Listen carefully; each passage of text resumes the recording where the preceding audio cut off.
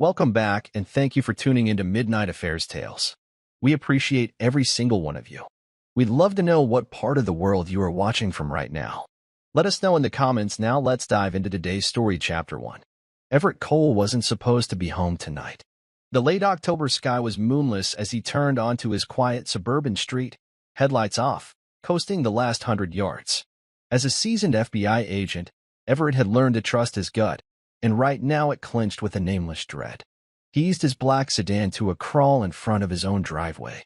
There, parked brazenly under the oak tree, was a silver BMW he didn't recognize. His pulse quickened. 1,000 rational explanations flickered through his mind. A neighbor's guest? A mismarked car? But none felt right. The house was dark except for a low amber glow in the upstairs bedroom window. Vanessa should have been asleep, alone. Everett had told his wife he'd be gone until morning on a work trip out of town. Clearly, she wasn't expecting him, or anyone else, so who was in their house? Everett killed the engine and stepped out silently. The air was crisp, smelling of distant rain and cologne. An unfamiliar, musky cologne hung in the driveway. He pressed a hand to his side holster on instinct. As he crept up the walkway, each footfall on the concrete felt thunderous in his ears. The front door was unlocked, open just a crack. Vanessa always kept it deadbolt by habit. His heart thudded. Someone was definitely inside. He slipped into the foyer, making no sound. The living room lights were off, but a faint glow from upstairs guided him. His eyes darted to the coffee table. 2 wine glasses, one with lipstick smudged on the rim, catching the dim city glow from outside. A half-empty bottle of Merlot stood sentinel. On the couch, a man's leather jacket was flung carelessly over the back. A spike of adrenaline and anger shot through Everett's veins. This was no burglary. This was something far worse. From upstairs, a muffled laugh broke the silence, a man's deep chuckle, followed by Vanessa's soft giggle that Everett would know anywhere. The sound stabbed through him, twisting in his gut. He swallowed, suddenly unsure if the pounding in his head was rage or heartbreak. Maybe both. He edged up the stairs, each step measured and silent, though inside he was trembling. Halfway up, he could make out voices, low, intimate. "Shuh, did you hear something?" Vanessa's voice, a little breathless, drifted down. Everett froze on the step, his body tense.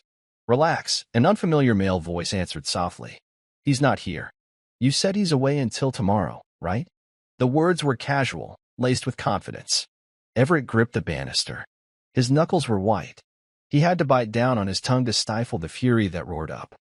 He crept further, now to the door of their bedroom, his bedroom. The door was slightly ajar, a sliver of golden light spilling out. Through the gap, Everett's worst nightmare played out. In the soft lamplight, he saw Vanessa's silhouette on the bed, dark curls tumbling over bare shoulders. She was wrapped in the sheets he'd shared with her for years, now tangled around another figure. A man sat up beside her, his back to the door. Everett saw the outline of broad shoulders, a tattoo snaking down one arm. The man leaned in and kissed Vanessa's neck. She sighed, eyes closed, oblivious to her husband standing just feet away. Everett's mind went blank, then exploded in 1,000 thoughts at once. Betrayal. This was betrayal, raw and real, happening right in front of him. He felt like he'd been gutted, a searing pain radiating from his chest. He'd faced deadly criminals without flinching, but now his hands trembled. He wanted to burst in, to rip that man away from her, to demand answers, to scream. But a part of him, the trained agent, held him rooted in place a moment longer, gathering himself. Then Vanessa opened her eyes over the man's shoulder. For one heart-stopping second, her gaze met Everett's through the tiny opening of the door. Her warm, contented smile froze. Her eyes widened in shock and horror. "Everett," she choked out, her voice cracking. Before she could say more, Everett slammed the door open with a crash. The knob banged against the wall. Both Vanessa and the man jolted. The man scrambled, half-dressed, to his feet. Vanessa yanked the sheet up to her chest, pressing back against the headboard. Face drained of color. Everett stepped inside, every muscle in his body taut with a fury he could barely contain. "Get away from my wife," he growled, each word sharp as a knife. He didn't shout. The quiet intensity of his voice was more terrifying than a scream.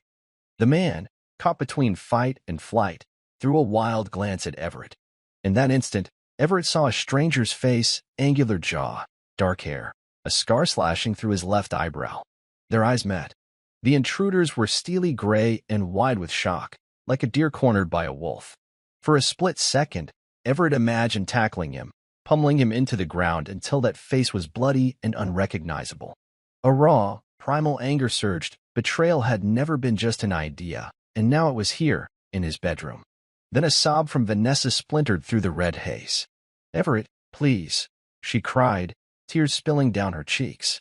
His gaze flicked to her, Vanessa, his wife, who only moments ago looked at another man the way she used to look at him. The hurt nearly buckled him. He returned his glare to the intruder. The man seized the moment of Everett's hesitation and lunged toward the door. "No."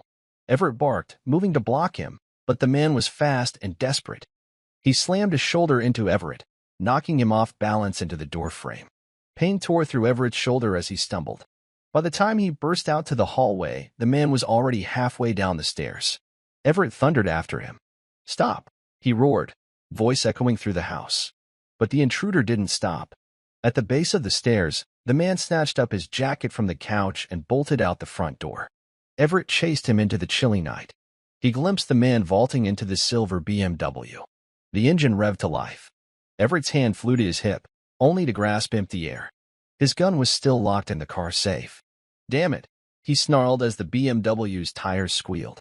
The car shot down the street, red taillight shrinking, until it whipped around a corner and vanished. In the deafening silence left behind, Everett stood in his front yard panting, fist clenched, chest heaving with rage and heartbreak. The autumn night was quiet again, as if nothing had happened, as if his entire world hadn't just been blown apart. His jaw set, Everett turned and walked back into the house. The front door creaked eerily in the aftermath.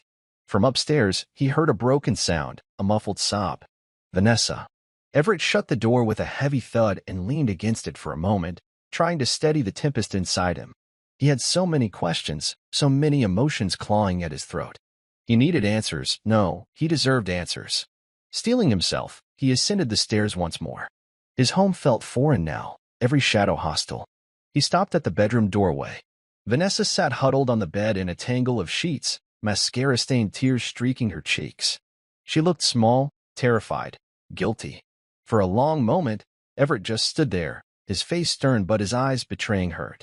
The woman he loved, the mother of his son, had just destroyed their life together in one night. He wanted to yell, to cry, to ask a million questions all at once. Instead, he spoke slowly, each word trembling with controlled anger. "Who," he said, voice rough, "was that man? Wait, I need to tell you something important. Have you ever realized that you keep watching my videos but haven't subscribed yet? This video has reached this point, which means you're enjoying it. So why not subscribe? I have a big goal, 5,000 subscribers, and you can help me reach it. Think about it. If you don't subscribe now, you might miss my next big video. This is the moment. Hit that subscribe button now. Do it now.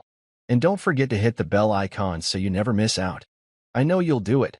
And when we hit 5,000 subscribers, I have a special surprise for you. Now, let's continue story. Vanessa flinched at Everett's question as if struck. Her lips parted soundlessly, chest heaving beneath the crumpled sheet. For a moment, the only sound was the rain beginning to patter against the window when had it started raining. Everett waited, every muscle in his body coiled tight, his question hanging between them like a drawn gun. Vanessa stammered, wiping at her cheeks. "Everett, I'm so sorry." Her voice was small and shaking. "It's not. I never meant. Who is he?" Everett cut her off, his tone icy now. He stepped further into the room, the soft carpet muffling his footfalls. He couldn't bear to get too close. The betrayal radiating off the bed was like heat from a fire. "I don't want apologies. I want the truth." Vanessa looked down, clutching the sheet to herself as if it could shield her from what she'd done. Her dark hair fell over her face. "His name is Nick." Everett's stomach lurched at hearing the man given a name. Nick. He didn't recognize it. Not a friend or co-worker of his, at least. That brought a small, hollow relief. At least it wasn't someone he had trusted as well. But it was cold comfort. His wife still sat before him, half naked from another man's touch, speaking that man's name. "Nick who?" Everett demanded sharply. When Vanessa didn't answer immediately, he snapped. "Nick what? You don't get to hide him." His voice climbed, anger cracking through despite his effort to restrain it. Vanessa winced. H. Hartman, she whispered. Nick Hartman. Everett let the name sear itself into his mind. Nick Hartman, a stranger who had strolled into his life and set it ablaze. How do you know him? The interrogation in his tone was unmistakable. Everett sounded every bit the federal agent cornering a suspect. Vanessa's eyes flicked up to him, then away, ashamed. We met at the gym, months ago. She swallowed hard. I didn't plan for this to happen. I swear to you. How long? Everett asked through clenched teeth. Her voice broke. About 6 months. 6 months. Everett felt as if she'd slapped him.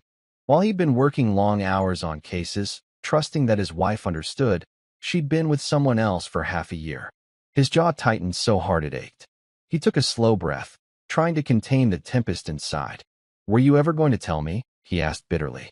Vanessa shook her head, fresh tears falling. No. I wanted to end it. I tried, Everett, but I was weak and... She choked on her words. Everett raised a hand, cutting her off. He couldn't hear the excuses right now. They only stoked the flames of betrayal licking at him. He paced a few steps away, running a hand through his short-cropped brown hair. In the bedside lamp's glow, he caught sight of a framed photo on the dresser. Him and Vanessa on their 10th anniversary last year, both smiling, arms around each other. Happy. It nearly made him sick. You have no idea what you've done, Everett said, voice rough with emotion. He turned back to her. Our life, our family. Did none of that matter to you? It did. It does, she cried. Everett, I never stopped loving you. I was lonely, and you were so often away, so it's my fault. He barked out a harsh laugh, incredulous. I was out there working, for us, for this family. And you were doing this behind my back the entire time. Vanessa sobbed openly now. I'm not excusing it. I'm trying to explain. Please, you have to believe me. I never wanted to hurt you. Everett felt a sudden surge of anger, so sharp it frightened him. He tore his gaze from her and noticed her phone glowing faintly on the nightstand beside the bed.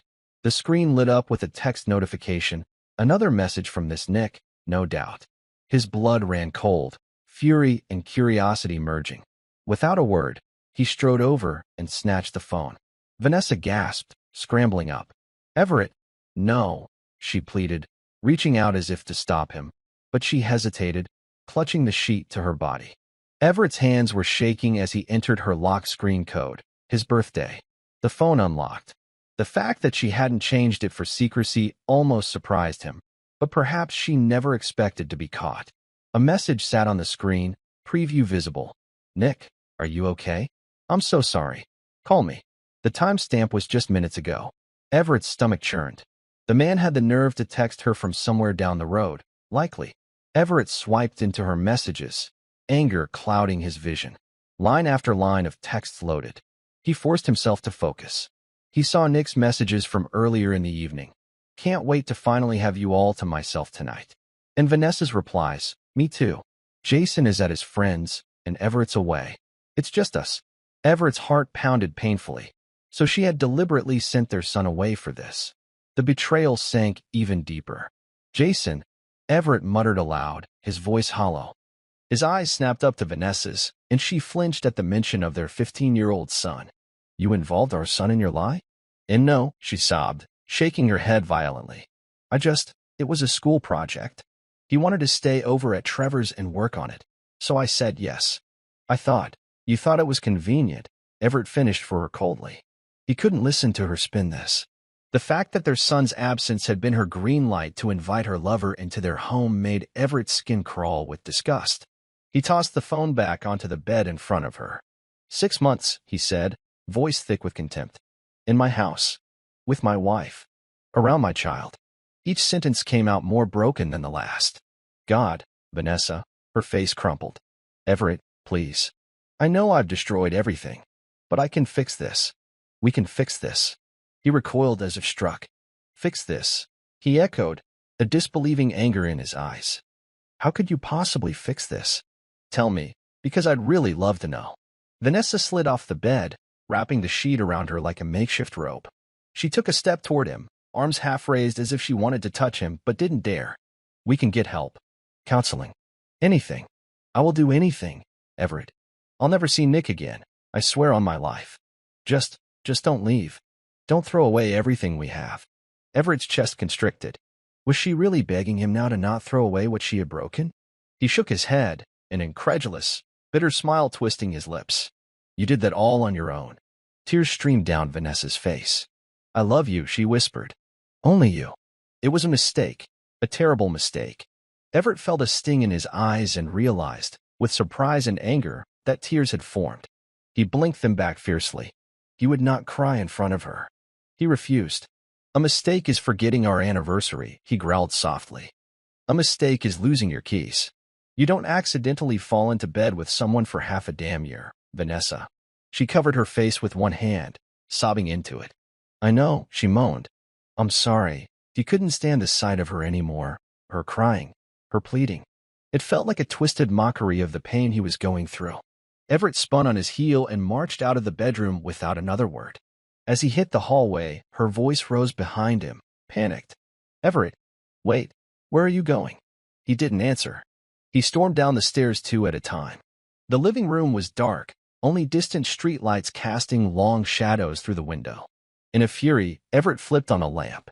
The sudden light illuminated the scene of their betrayal, the wine glasses, the wine bottle, the pillows askew on the couch where they'd. He grimaced, feeling bile in his throat. His eyes fell on the 2 wine glasses Vanessa and her lover had used.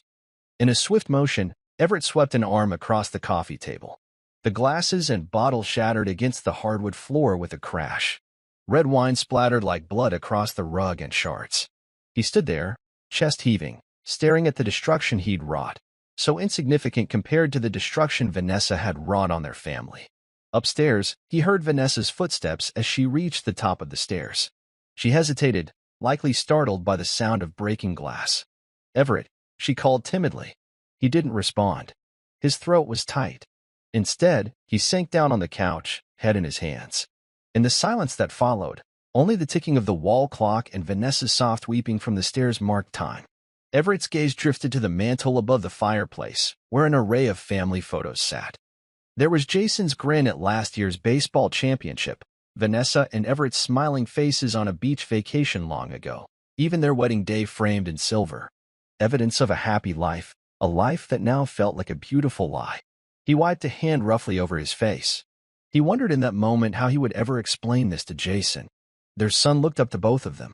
Jason adored his mother. How could Everett shatter his world as his own had been shattered tonight? Hot anger flared in him again at the thought. This wasn't his doing. This was Vanessa's choice. Whatever fallout came, she had brought it on herself. A creak on the stairs made him turn. Vanessa was descending slowly, still wrapped in the sheet, eyes red and swollen. She approached him cautiously, stopping a few feet away. Everett, she said in a trembling voice, please, talk to me. Yell at me if you want. I deserve it. Just don't shut me out. We have to figure out what to do. Jason will be home in the morning, and, at that, Everett surged to his feet, an expression of fresh torment on his face. You should have thought of that before, he said, voice low. Now it's too late. He grabbed his coat from the rack by the front door and shrugged it on, not caring that he was still in the rumpled clothes he'd worn home from work. Vanessa's eyes widened. Where are you going? She asked, fear in her voice. Perhaps she thought he was leaving for good. Everett opened the door, letting in a gust of cool rain-scented air. I need to clear my head, he muttered. His tone left no room for argument. Outside, the drizzle had become a steady rain, but he didn't care. He stepped out onto the porch. Behind him, Vanessa hovered in the doorway, one hand clutching the sheet around her, the other braced on the doorframe as if she needed support to stand. Everett, she called into the rain after him, voice breaking, please, come back. We can talk more. I'll do anything. He paused at the foot of the porch steps and looked back at her through the curtain of rain. Under the porch light, she looked small and broken, tears mixing with raindrops on her face. Once, the sight would have moved him to rush to her, to comfort her. Not tonight. Anything, he echoed quietly, bitterness twisting in his chest. There was a flash of lightning in the distance, illuminating both of them in stark white for an instant. Everett's eyes were cold. Then pray I can forget what you've done. Before she could answer, he turned away and walked into the night, leaving her under the dim porch light, alone with her guilt. The rain had eased to a misty drizzle by the time Everett pulled up outside the modest two-story home of Jason's best friend. Dawn was just lightening the sky, a gauzy gray morning after the storm. Everett killed the engine and scrubbed a hand over his face, trying to wipe away the exhaustion. He hadn't slept a wink. After leaving Vanessa crying on the porch, he'd spent the remaining pre-dawn hours driving aimlessly through the sleeping city, battling the cyclone of emotions within him. At some point, his FBI instincts kicked in. He needed to get to his son before Vanessa did. Now, at barely 6:30 a.m., he was here to pick up Jason. He'd sent a terse text to the friend's mother, an apologetic request to retrieve Jason early due to a family emergency. That was enough to rouse concern and cooperation. The front door opened, and 15-year-old Jason Cole stepped out, backpack slung over one shoulder. His sandy brown hair stuck up in cowlicks, and his eyes were heavy with sleep and worry. Everett recognized that look. Jason always chewed his lower lip when he was anxious. He must have sensed something serious was wrong. Jason said a quick goodbye to his friend hovering in the doorway, then trotted to the car. Everett unlocked the passenger door, and the teenager slid in. "Dad?" Jason asked cautiously as he buckled up, glancing at Everett. "Mrs. Ruiz said there's an emergency. Are you okay? What happened?" Everett forced a tight smile. I'm okay, buddy." His voice came out more strained than he intended. He couldn't bring himself to lie outright. "We'll talk. Not here, but we'll talk. I promise." Jason looked at him for a long moment. Even at 15, he had Everett's perceptiveness. His gaze flicked over the dried rain on his father's jacket, the drawn, tired eyes, the tension in his jaw. "Is it Mom?" he asked quietly. Fear crept into his voice. "Did something happen to Mom?" Everett's hands tightened on the steering wheel. "If only you knew." "She's safe," he replied carefully. It was the truth in the literal sense. Physically, she was fine. But something did happen. Just not the kind of emergency you're thinking of. Jason's brow furrowed in confusion. Everett sighed and put the car in gear. "Let's get home first, all right? Then we'll explain everything." Jason nodded uncertainly. As they drove off, the boy peered at his father, concern etched on his young face. "Dad, you have a bruise," he said suddenly, pointing at Everett's shoulder. The adrenaline from the night had long faded. Only now did Everett feel the dull ache where Nick had slammed into him. In the mirror, he could see a darkening patch under his shirt near the collarbone. "It's nothing," Everett said. "Just work." He could tell Jason wasn't convinced. But mercifully, his son didn't press, instead turning to stare out the window. They drove in silence through quiet Saturday morning streets. Everett's mind raced, trying to form the right words. How do you tell your child that one parent has betrayed the other?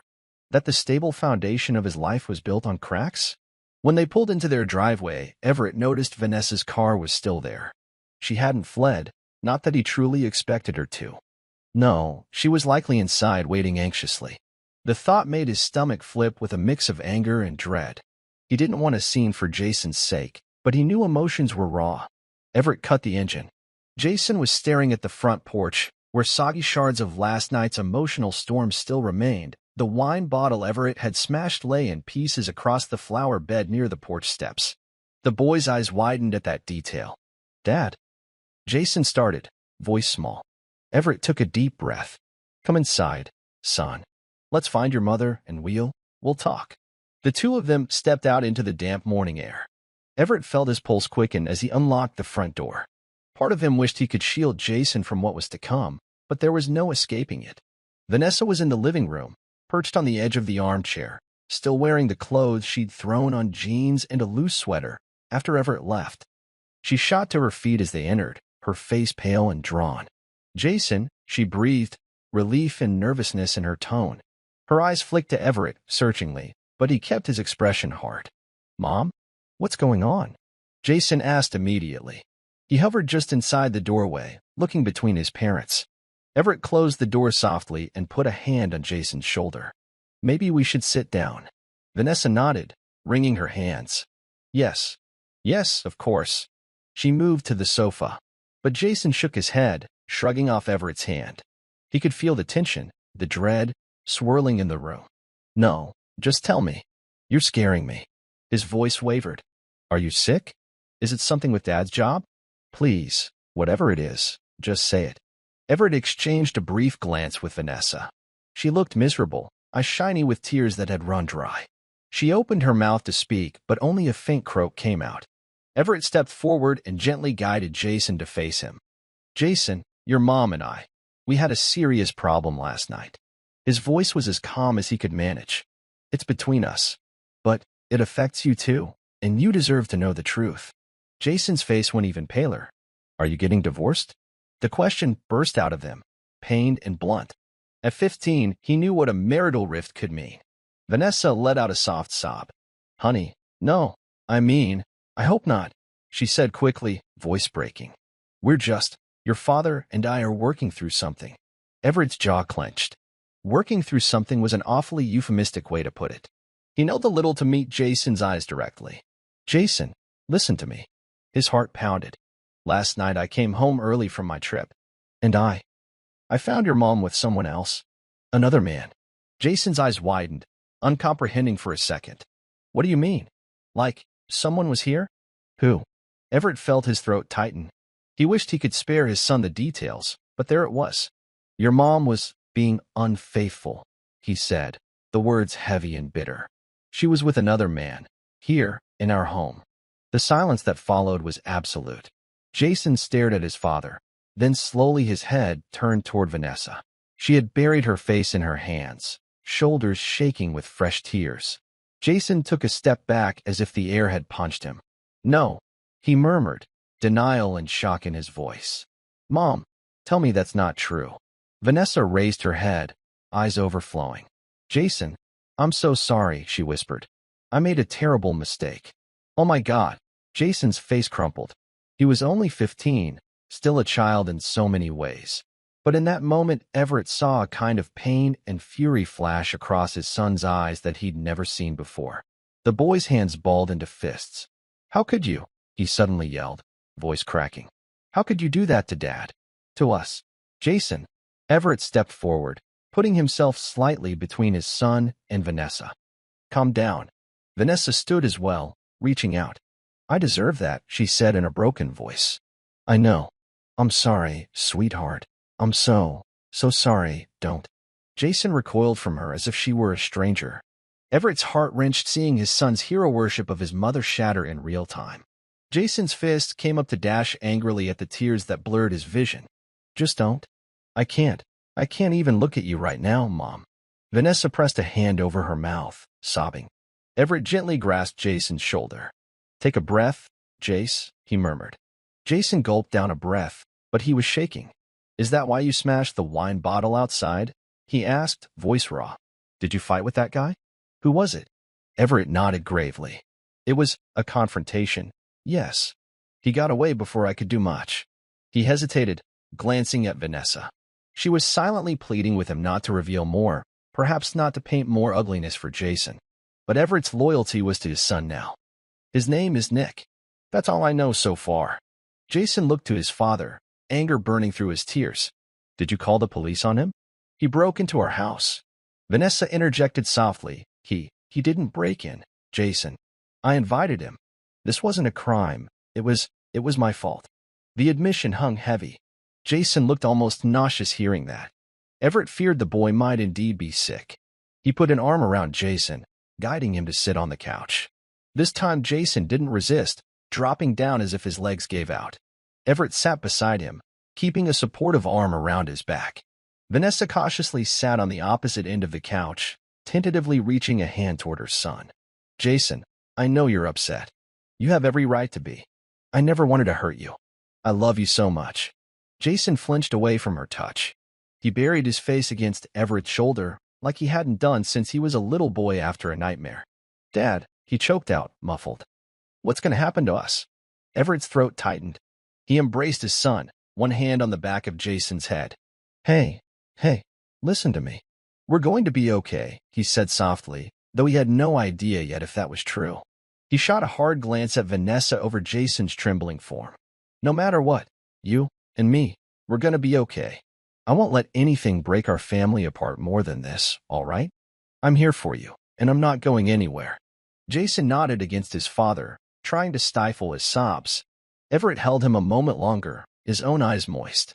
Across the couch, Vanessa wept quietly, her hands twisting in her lap. She looked utterly devastated, but Everett found it hard to summon any compassion just then. After a long silence, Jason sat up, quickly wiping his face. He looked at his mother with a mix of sadness and anger. "I just don't get it," he said hoarsely. "Why would you do this? Dad's the best guy in the world. He's always working so hard for us. And you do this." His voice threatened to break again. Vanessa opened her mouth, struggling for words. I made a mistake," she repeated faintly. "It had nothing to do with you, honey. I never stopped loving you or your father. My feelings for you both never changed." Jason just stared at her, disbelief and hurt etched on his young face. He then turned to Everett. "What are we going to do now?" he asked in a small voice. It was a plea for guidance, for some assurance that his world wouldn't crumble completely. Everett inhaled slowly. It was the question he'd been asking himself since last night. "Right now," he said, "I think it's best if I take you out of here for a bit. Give your mom some space." He shot Vanessa a glance. She nodded shakily, understanding this was as much for Jason's sake as to remove him from the tension. Vanessa wiped her eyes. Maybe you two can go get breakfast? Talk. I'll be here when you get back." It was painfully awkward to discuss even simple plans now. Everett stood, gently helping Jason to his feet. "That's a good idea. We'll get some fresh air." Jason stood, but before following his dad to the door, he looked at his mother one last time. "I'm not sure I can forgive you for this, Mom," he said, voice trembling but resolute in that teenage way that brokered no argument. "Not for a long time." Vanessa broke into soft, heartbroken sobs again as Jason turned away. Everett's own heart ached at the scene, but he felt a grim pride too. Jason had a strength in him, a clarity about right and wrong that he must have gotten from somewhere. "Let's go," Everett said quietly. He grabbed his car keys from the side table. Father and son left Vanessa standing in the living room, tears streaking her face. As the door closed behind them, Everett put a hand on Jason's shoulder, guiding him to the car once more. They drove in silence to a nearby diner just opening for breakfast. Inside the cozy, fluorescent-lit space, Everett ordered coffee and pancakes for both of them, though neither had much appetite. They sat in a booth by the window. Jason poked at his food, eyes downcast. After a few minutes of quiet, Everett cleared his throat. "I know this is a lot to take in," he said gently. "I'm sorry you had to find out, and that it happened at all." Jason shrugged, not looking up. "It's not your fault, Dad." Everett's chest tightened. Hearing the pain in his son's voice was somehow worse than his own. "I just want you to know, whatever happens between your mom and me, I'm here for you. We'll get through this together." Jason nodded, finally meeting his father's eyes. "I know. I'm with you, Dad."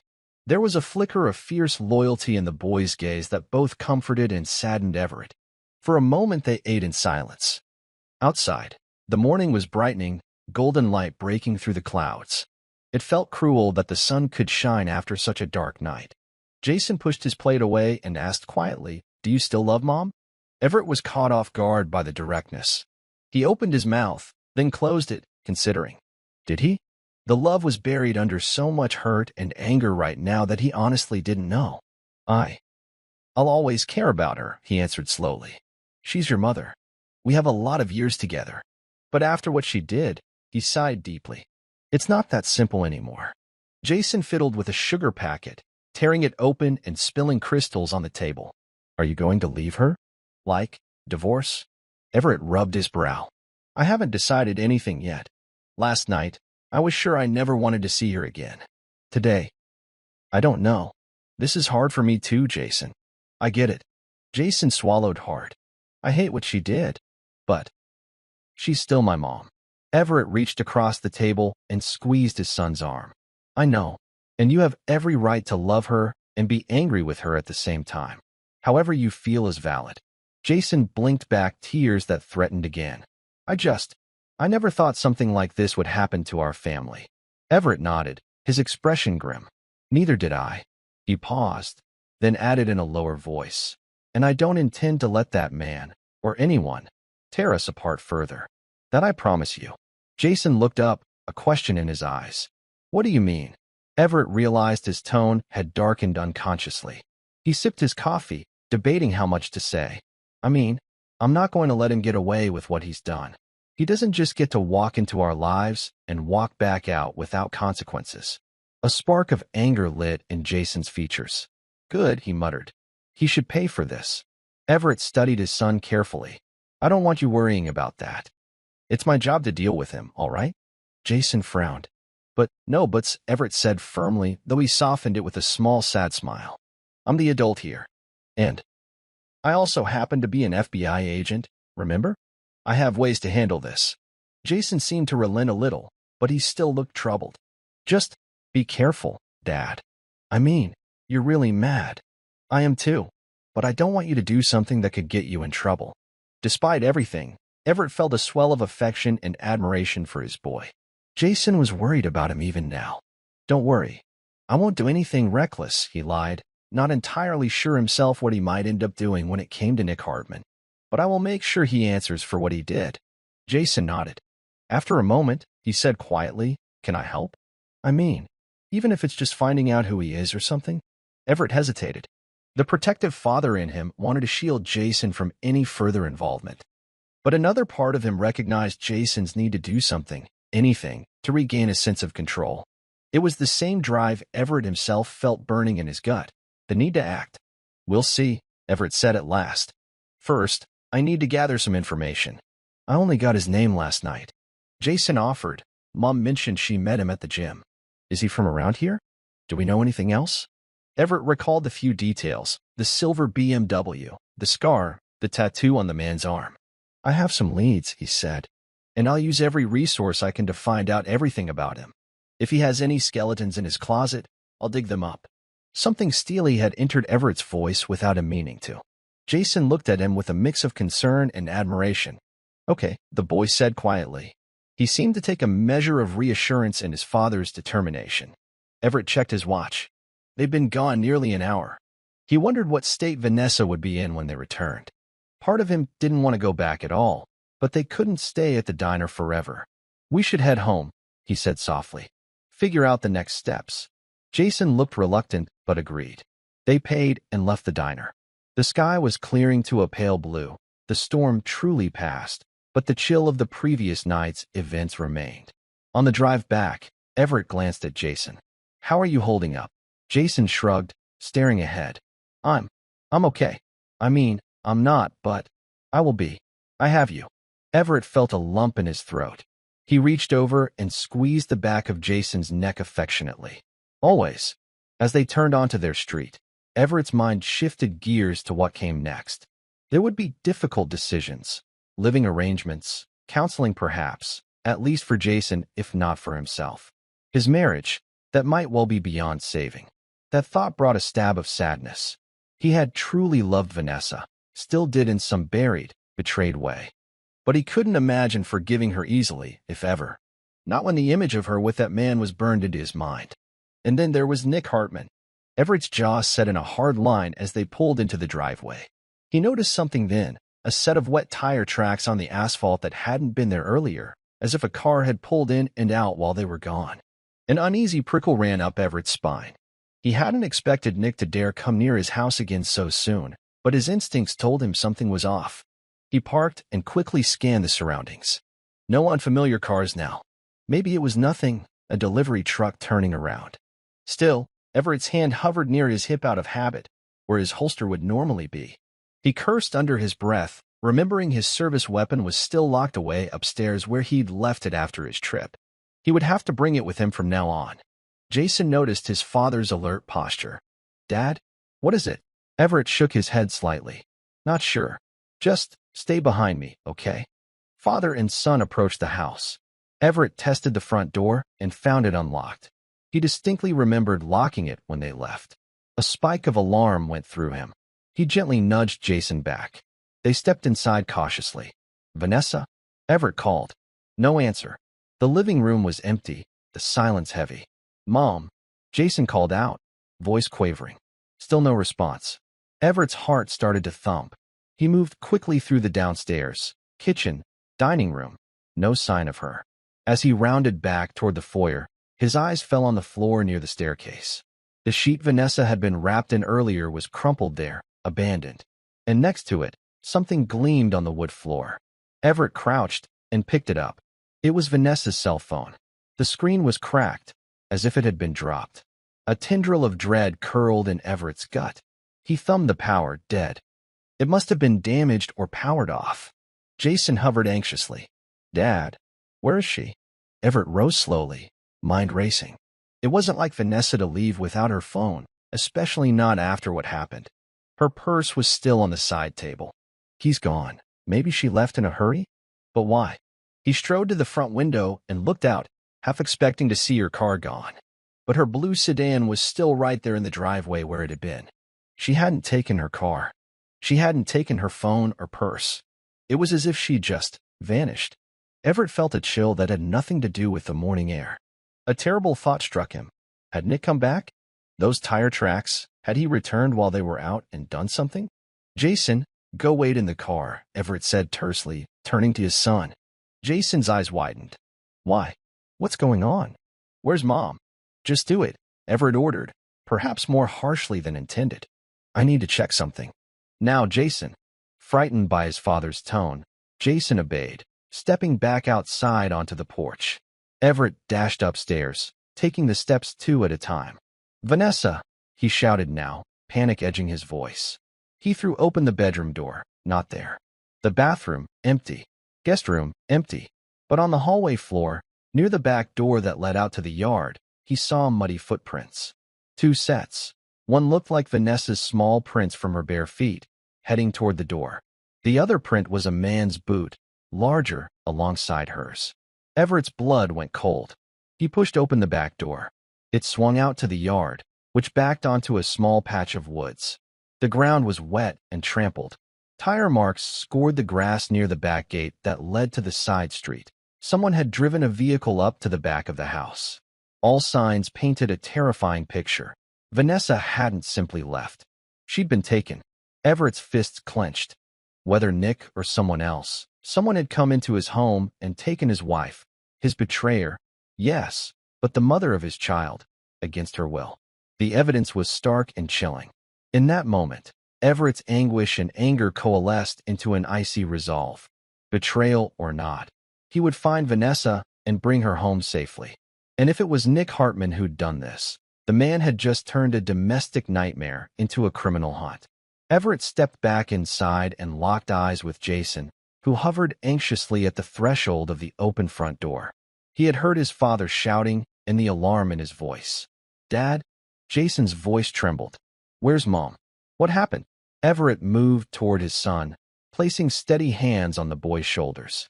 He mustered all the calm he could for Jason's sake, even as his heart pounded with fear and fury. Jason, listen to me carefully. His voice was firm. Your mother might be in trouble. I think someone took her from the house while we were gone. Jason's face went blank with shock. He took her? Who? Nick? That guy? Why would he? Everett's eyes blazed. I don't know yet, but I'm going to find out. Right now, I need you to stay calm and trust me. Can you do that? Tears formed in Jason's eyes again, panic setting in. But he nodded, swallowing hard. Why, yeah. Everett pulled his son in for a quick, fierce hug. We're going to get her back, he promised in a low voice. Whether it was out of lingering love or simply duty and the need for justice, Everett wasn't sure. But he knew one thing. Nick Hartman had just made the biggest mistake of his life.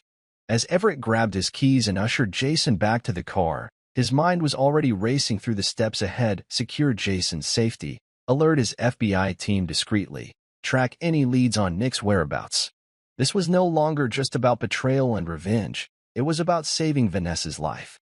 Jason slid into the passenger seat, wiping his cheeks, eyes hardening with determination despite his fear. Everett started the engine, adrenaline surging. Dad?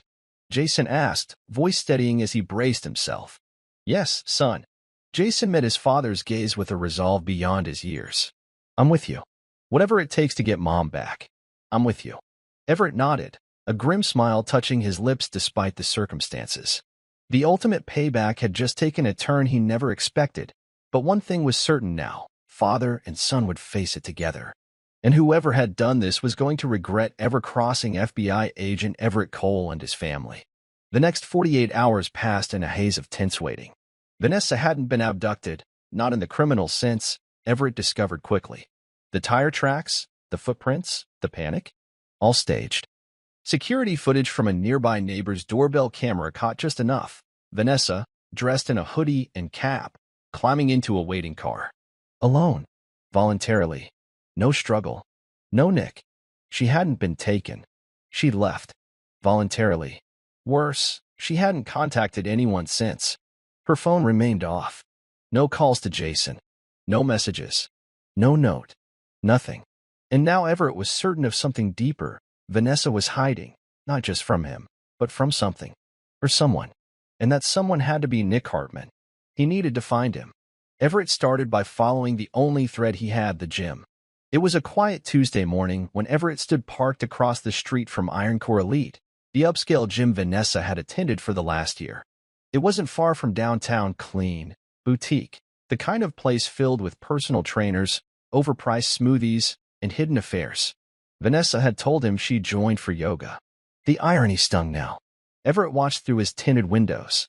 His FBI instincts told him this was more than a casual hookup. Nick wasn't just a lover. He was connected, careful, dangerous.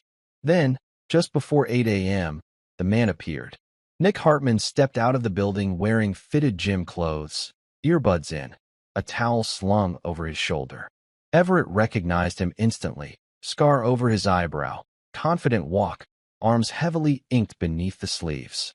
But this time, seeing him in daylight, something else clicked. Nick didn't just look like a gym rat. He looked like a man used to power. Everett snapped photos from his dashcam setup, logging every movement. Nick climbed into the same silver BMW Everett chased that night, plates freshly changed. Registered under an LLC. Classic laundering tactic. The BMW pulled out. Everett followed at a distance. Nick drove uptown, turning into a parking garage beneath a tall glass building with dark windows.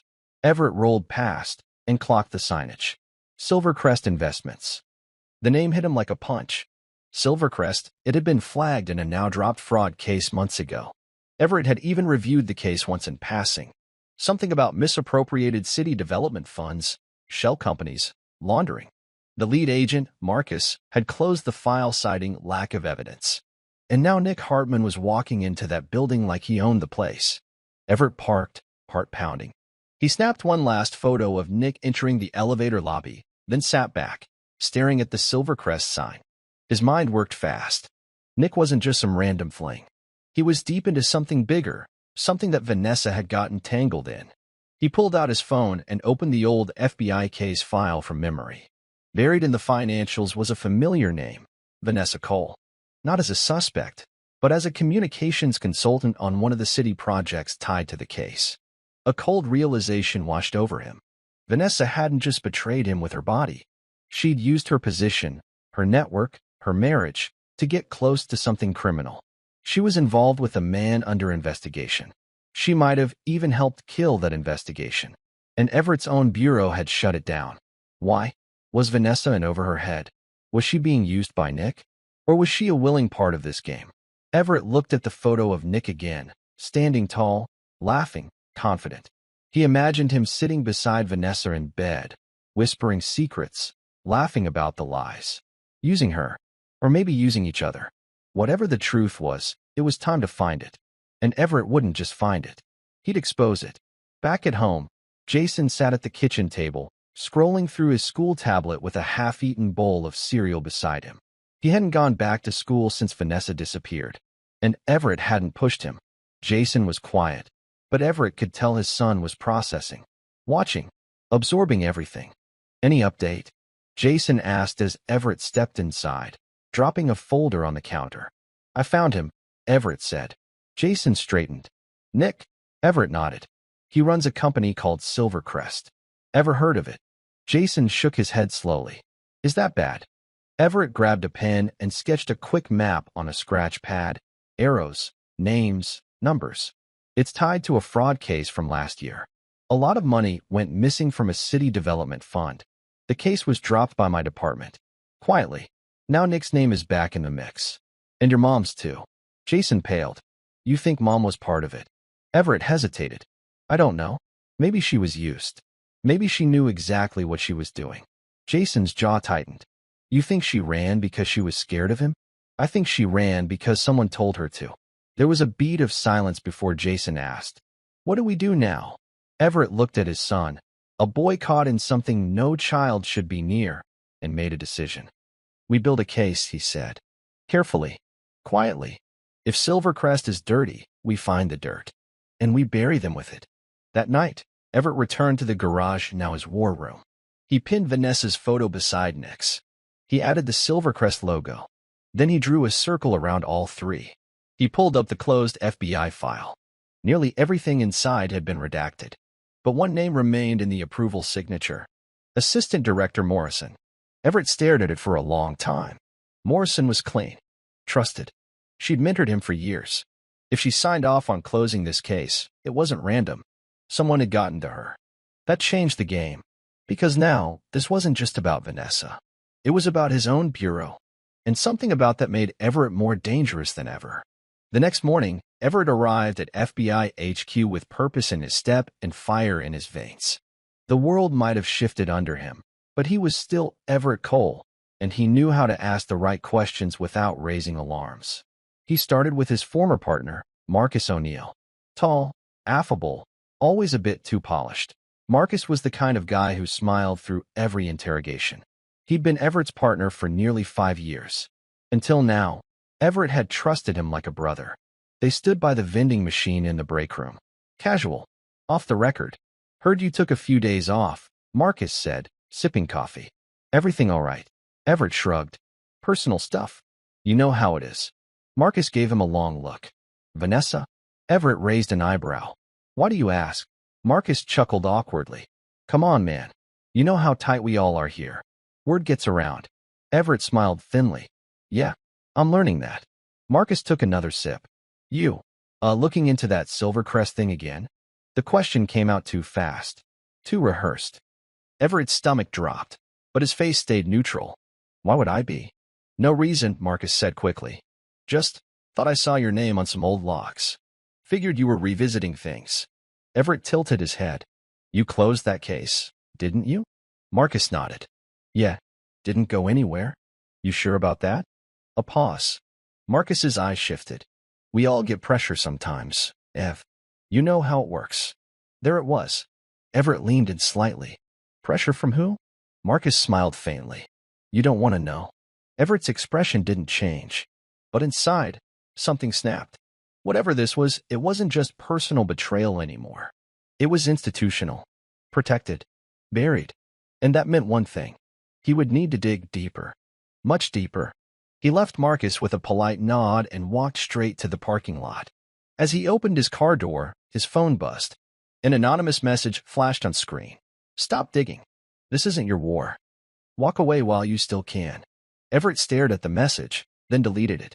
He sat behind the wheel, looked out over the city skyline, and spoke aloud, calm, steady, and full of quiet fire. "You came into my home," he said. "Now I'm coming into yours." And he turned the key. Because war had just been declared, and Everett Cole never lost. The rain had returned, a slow, relentless drizzle that painted the city in dull gray as Everett sat in his car just beyond the gates of City Hall. The place buzzed with activity: suits, secretaries, security guards. Normal eyes would see a government building. Everett saw a crime scene. He checked the envelope again, copies of the hidden financial ledgers he'd pulled from Vanessa's private files at home. Buried among the transactions was something explosive: payments routed through shell companies, then directed to the personal consulting firm of Mayor Randall Briggs. Everett didn't want to believe it. Briggs had been a symbol of reform, publicly clean. But money didn't lie. He stepped out into the rain, tucking the envelope beneath his coat. Inside City Hall, the receptionist greeted him warmly. "Agent Cole, haven't seen you around in a while." Everett smiled politely. "Just here to ask a few questions." The mayor's office was on the top floor. Everett rode the elevator up in silence, his jaw clenched. At the door, Briggs's assistant, a young man named Tyler, gave him a curious look. "Do you have an appointment?" "Tell him it's Everett Cole," he replied coolly. "He'll want to see me." Moments later, Everett was ushered into the sprawling office. Mayor Briggs rose from behind his desk, with that same camera-ready grin he wore at press conferences. "Agent Cole, always a pleasure." Everett didn't return the smile. He dropped the envelope on the desk. "We need to talk." Briggs's grin faltered. He opened the envelope, scanned the contents, and visibly stiffened. "That's fake. Whatever this is, it's not fake." "I double-checked the routing numbers myself," Everett said sharply. "Want to keep denying it, or should I start looping in federal oversight?" Briggs's smile returned, colder this time. "You don't know what you're walking into, Agent." "I do," Everett replied, stepping forward. "And I know my wife's name is in the same ledgers.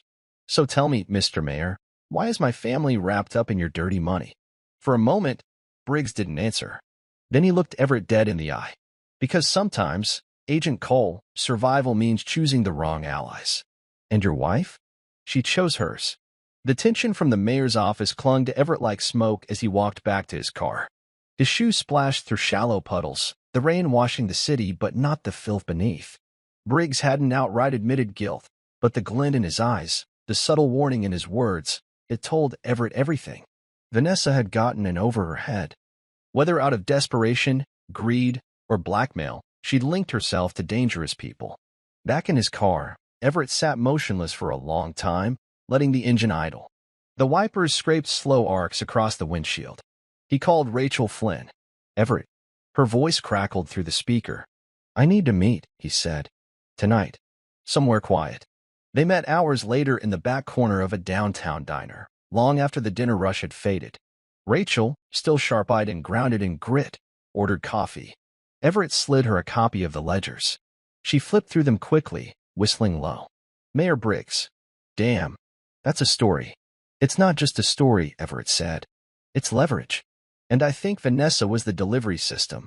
Rachel looked up, brows drawn. "You think she was blackmailed? Or part of it?" "Maybe both. She's not stupid. She'd never fake her death for an affair." "This is bigger." Rachel nodded slowly. "You realize, if this story breaks, it's going to burn more than Briggs." "Good," Everett said. "Let it burn." But as he left the diner, his phone buzzed. A blocked number. He hesitated, then answered. "Cole," he said into the phone. A disguised voice replied, "Stop digging. This is your final warning." Click. Everett stood frozen in the rain. He pocketed the phone, jaw locked. Whoever was behind this, they were watching. And they were afraid. Good. Because that meant they knew he was getting closer. The next morning, Everett returned to the bureau. Officially, he was on a leave of absence. Unofficially, he needed answers. Fast. He passed familiar faces, nodding politely, but his mind was sharp, cataloging every movement, every glance that lingered too long. Had anyone else known? Had his own team betrayed him too? Inside his former office, he sat at the desk, pulling open the secure drawer where he once kept private logs. Empty. Not even the decoy folder he'd left behind remained. He reached for the computer. Password protected. His old credentials were revoked. That wasn't protocol. Someone had deliberately locked him out. His gut clenched. "You're not supposed to be here," a voice said behind him. Everett turned. It was Assistant Director Elaine Morrison. Her expression was unreadable. "Just tying up some things," Everett said calmly. "Old cases. Personal interest." Morrison stepped inside, closing the door. "This wouldn't have anything to do with Silvercrest, would it?" Everett blinked slowly. "Should it?" She sat across from him, folding her hands. "You were always a sharp one, Cole. One of my best. That's why I'm telling you this once. Drop it." "So you did shut it down." "I buried it because it was a fire I couldn't contain." "You think you're chasing a scandal. But what you're really chasing, it's connected to people who don't appear on any roster. People with power. Influence." Everett's voice dropped. "They went after my family. My son. My home." Morrison's gaze softened, just barely. "Then walk away before they go after more. There's no clean end to this." Everett leaned in. "I'm not looking for clean. I'm looking for truth." She stood, quietly. "Then be ready to lose everything." As she left, Everett stared at the empty desk. He'd already lost everything that mattered. So why stop now? In the shadowed comfort of his garage, Everett turned the lock on a red case file stamped "Closed." Inside were copies of Vanessa's emails, receipts, and something else, bank data downloaded from a forgotten flash drive in her office. Most men would have focused on the affair. Everett focused on the money. Every trail told a story. With Jake upstairs, earbuds in and locked in his own world, Everett built a private map. He traced transaction routes from Silvercrest to companies in South Dakota, then to offshore accounts in Panama. Each move pointed to laundering on a massive scale, and Vanessa had access. At 11:17 p.m., he found a deposit labeled GS Projects LLC, $500,000, timed just one day before the fraudulent case had been closed by the Bureau. Everett sat back. Someone had paid for silence. Not just his wife, not just the mayor. Someone inside the Bureau. He printed the logs, locked them in a separate fireproof case. Then, he took a breath and opened a secure channel to Rachel. Got something big, he typed. Bigger than Briggs. Might be FBI. Within seconds, her reply popped up. Meet tomorrow. Bring backup copies. And keep your kids safe. Everett looked toward the ceiling, imagining Jake's sleeping face just above him. No matter how dark this got, Jake would not pay the price. But someone else would. The next morning, Everett stood across from City Plaza, concealed behind mirrored sunglasses and a ball cap. He watched the press conference unfold. Mayor Briggs stood at the podium, flanked by local leaders and cameras. Briggs spoke smoothly, addressing city redevelopment plans. The crowd applauded politely, but Everett wasn't listening to the speech. He was watching who came to listen. A woman in a navy trench coat. Two men in identical suits with earpieces. And in the shadows, 30 feet from the stage, Nick Hartman. He stood in the crowd, relaxed, smiling faintly, hands in his pockets. Like he belonged there. Everett's fingers itched. He resisted the urge to approach. Not yet. Instead, he raised his phone and zoomed in. Snapped 3 silent photos. Then, Hartman's head turned slightly, just enough. Their eyes met. Everett froze. Nick's smile widened. He lifted 2 fingers from his pocket, mimed a casual salute, then disappeared into the crowd. Everett's pulse pounded. That wasn't coincidence. That was a message. I see you. The game had changed. And now it was personal. The late afternoon sun cast long shadows across the Cole house as Everett sat in the dining room alone, staring at the untouched plate in front of him. The house was too quiet. Jake had gone for a walk, his way of processing, coping. Everett didn't blame him. But the silence was starting to feel suffocating. The front door creaked. Everett rose slowly. Vanessa stood just inside, pale, her hair damp from sweat or maybe panic. She wore plain clothes, no makeup, no theatrics. But her eyes, they were wild, sunken. She looked like she hadn't slept in days. I didn't come to fight, she said quietly. Everett didn't move. Then why come at all? I had to see you. Before things get worse. He gave a bitter laugh. Before. Vanessa stepped forward, wringing her hands. There's more, Everett. It's not just me and Nick. There are others. People, with reach. I know about Briggs, Everett said. I know about Silvercrest. I know about the shell accounts. Her face blanched. You weren't supposed to find that. Well, he said coldly, you never were good at hiding things. She winced. I was trying to protect us. By selling out everything we built? I was scared, Everett. Her voice rose now, cracking. At first, it was just consulting work. Then Nick brought me in deeper. Said if I didn't help, they'd ruin you. Your career. Your clearance. They had dirt on people high up. Everett stepped forward, his voice like steel. So you saved me by betraying me? Clever. I didn't think it would go this far. It always goes this far, Vanessa. That's what you never understood. She looked at him then, eyes full of something like regret, or maybe fear. I'm leaving, she whispered. Tonight. If I stay, I won't make it to next week. He crossed his arms. You already left. She opened the door again, silhouetted in the fading light. Goodbye, Everett. And just like that, she was gone again. But this time, Everett wasn't chasing her. He was chasing the truth. It was just past midnight when Everett found Jake still awake, sitting on the back porch steps, hoodie pulled over his head, phone dark in his hand. You should be asleep, Everett said gently. Jake shrugged. Couldn't. Everett sat beside him. They stared out at the yard in silence, the air heavy with dew. She came back, Everett finally said. For a few minutes. Jake looked over sharply. Mom. Everett nodded. Said she's running. Said there are people after her. Jake's eyes narrowed. Like who? People connected to Silvercrest, to the mayor, to something bigger than I thought. Jake let out a shaky breath. So it wasn't just an affair. No, Everett said. It wasn't. There was a pause. I got a weird message on the tablet, Jake said suddenly. A few days ago. I thought it was spam. Everett turned toward him. What kind of message? Jake pulled out his phone, opened a screenshot. It was a half-written draft from Vanessa's cloud account. If anything happens to me, don't trust anyone. Not even. The message cut off. Everett's blood chilled. She tried to warn you. Jake nodded slowly. I think she wanted to tell me everything.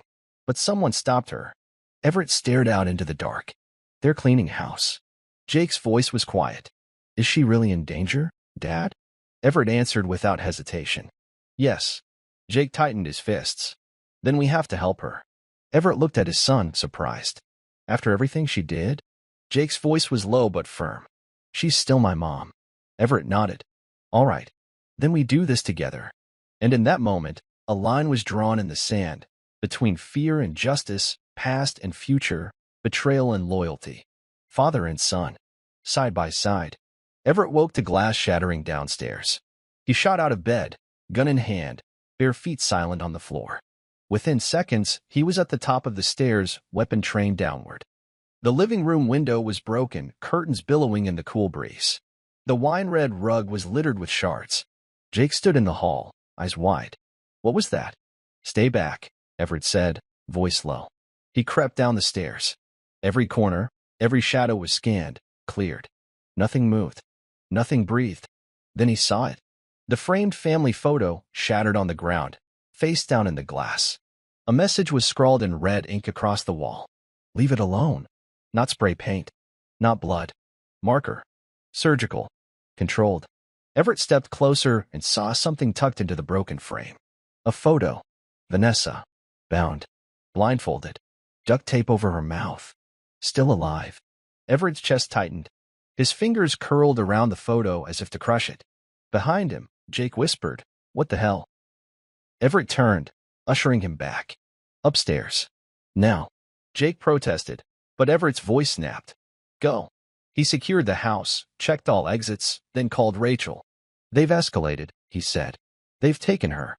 Rachel's tone was ice. We hit them first. Today. Everett looked again at the photo, Vanessa bruised, but not broken.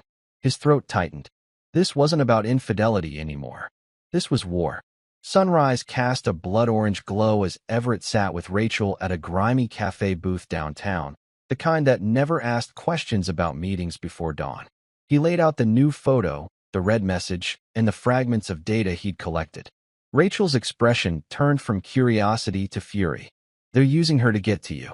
Classic leverage. Everett nodded. But it's more than that. She knows something. Something they don't want getting out. Rachel leaned forward. Then we make her dangerous. Leak enough to scare them. Everett raised a brow. Risky. Not leaking it is riskier. By 10 a.m., the first breadcrumb hit the net. Rachel's article was subtle, a financial expose, no names, just questions. But the breadcrumbs were clear. Anyone involved would recognize the threat. And that threat worked. By noon, Everett got a call from a blocked number. A voice he didn't recognize. You think this is a game, Agent Cole? She's a pawn. Walk away before she gets sacrificed. Click. Everett closed his eyes. His hands shook. But he wasn't afraid. He was furious. The system had failed. Now he'd tear it down from the inside. The next day, Everett's access card failed at Bureau HQ. Security pulled him aside. You've been flagged, sir. Orders from up top. Within minutes, he was escorted out. Suspended. Officially, under review. He didn't wait for explanation. He didn't need one. He was too close. And now, he was alone. As he stepped out into the sunlight, phone buzzing with warnings and unsubtle threats, Everett realized something with clarity. The law couldn't help him anymore. But the truth could. And truth was a weapon. He just had to wield it before they silenced him too. Everett had been locked out of every system. Bureau databases, encrypted emails. Even his personal workstation back home showed signs of remote interference. His access was gone, but his memory wasn't. He didn't need a badge to be dangerous. Back in his garage war room, the red string web had grown. Names, Photos, accounts, all connected. But there was still one missing piece. Vanessa's last message to Jake: "Don't trust anyone." Not even. It was incomplete. But maybe it wasn't meant to be finished. Everett stared at the phrase again and again, then opened her old journal. A leather-bound notebook she kept locked in her drawer, filled with cryptic sketches and notes from her work days. Mostly quotes and business ideas. But toward the back, Everett noticed something strange. Page 143. A seemingly random quote. In silence, even the honest sound guilty. But the letters I, S, E, T, H, S, G were all underlined. His FBI-trained mind kicked in. An acronym? A cipher? He flipped back through earlier entries. More underlined letters. When he extracted the sequence from multiple pages, it began forming a path. A passphrase. A code. He ran it through his laptop, tied to one of Vanessa's old cloud storage accounts. Access granted. Inside, a private video file, timestamped 2 weeks ago. Vanessa, clearly shaken, sitting in a parked car, whispering into the camera. "If you're seeing this, I didn't disappear by choice. Nick's not just a con. He's working with Briggs, with people above Briggs. Money laundering. Threats. I tried to walk away. I told Morrison. The next day, the case was buried. Everett, if you find this, protect Jake. And watch your back. They're coming." Everett sat frozen. She hadn't betrayed him. She'd tried to protect him. And now she was paying the price. Rain fell in a steady rhythm as Everett pulled up to Rachel Flynn's condo in Midtown. His engine ticked in the silence as he watched her second-floor window light flicker. He had no one left to trust, except her. She opened the door instantly, her eyes scanning the street before she let him in. "You look like hell," she said. "Feels worse," Everett muttered. Inside, he set up his laptop, showing her the decrypted video of Vanessa. Rachel watched silently, her face unreadable. When the footage ended, she nodded once. So she wasn't the enemy. She was the warning. Everett's jaw clenched. "They set her up. And they set me up." Rachel sat on the edge of her couch, pulling out her own files. "We do this smart. Publicly. We drop pieces, let them feel the pressure. We make them screw up." Everett leaned forward. "You trust me, Rachel? More than I trust anyone else in this city." He nodded. "Then we do this together." She grabbed her coat. "Let's go to the source." He blinked. "Where?" Rachel's eyes burned. "To the one person who had the power to shut this down from the beginning." Everett felt it before she said the name. Elaine Morrison. The bureau parking lot was nearly empty when Everett and Rachel pulled in just after midnight. Morrison was working late. She always did. But tonight, her security team was doubled. That confirmed everything Everett needed to know. They entered through the backstaff entrance. Everett still had friends in low places. Rachel stayed by the elevator. Everett walked alone into Morrison's office, heart thudding like a war drum. Morrison looked up slowly, unsurprised. "You weren't supposed to find that video," she said. Everett shut the door behind him. "You let them bury it." "I buried it to protect you," she said. "You think I wanted this? You think I don't know what kind of people Briggs answers to?" Everett stared. "You let them take Vanessa." Morrison's face tightened. "I gave her the choice. Testify quietly or disappear. She's missing, Elaine." "She's alive," Morrison said quietly. "But not for long if you keep pushing." Everett stepped closer. "Where is she?" "I don't know. I don't ask questions I don't want the answers to." "You're protecting them." "I'm surviving," she snapped. Everett's voice dropped. "Lethal. Then maybe I'll stop surviving too. But not before I burn every last name off this list." He dropped the photo of Vanessa on her desk. Morrison stared at it for a long time. "Give me something," Everett said, "or I go public tomorrow." A long pause. Then, barely a whisper, "Check the old city records warehouse. Night shift. No cameras. That's all I'll say." Everett turned to leave. Behind him, Morrison said, "They'll kill you if you show up." He paused in the doorway. "Then I'll make sure they don't get the chance." The city records building was a relic, gray stone, rusted gates, a shadow of its former self. Everett parked a block away, body armored beneath a black hoodie, gun tucked at his side. Rachel was on comms from a safe van nearby, eyes on thermal drones overhead. "You sure about this?" she asked through the earpiece. "No," Everett whispered. "But if Vanessa's in there, I can't wait." He scaled the fence silently, broke into a side window, and slipped into the shadows. The building stank of mold and dust. Long hallways stretched like veins. Old boxes stacked to the ceiling. But something wasn't right. Voices. Men in tactical gear. Not cops. Not agents. Mercenaries. Everett counted 3, then a 4th. One of them spoke into a radio. "He's here." They knew he was coming. He ducked behind a file cabinet just as bullets ripped through the air. Sparks flew. Everett returned fire. Quick, efficient, one shot dropping the first man. The others scattered. In the chaos, Everett pushed forward, room by room, until he heard it. A muffled cry. He kicked in a steel door, and there she was. Vanessa. Bruised. Bound. Alive. Their eyes locked. "Everett," she whispered. He rushed to her, cutting the binds. Footsteps echoed. "You move." "I dropped them both," a voice growled behind him. Everett froze. He knew that voice. Nick Hartman. Jake sat at Everett's desk, scrolling through encrypted messages his father had shown him weeks ago.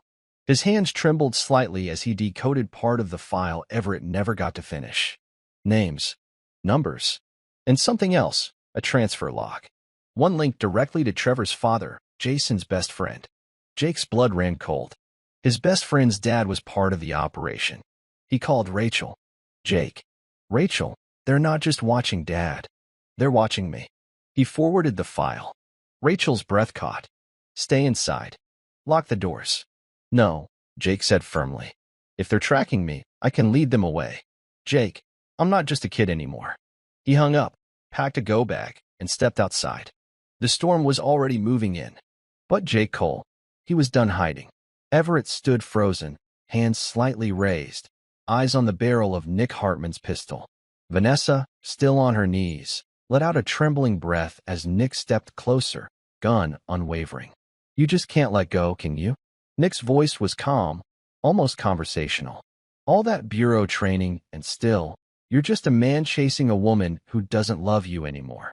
Everett didn't flinch. "You're not here because of love. You're here to cover the money." Nick smirked.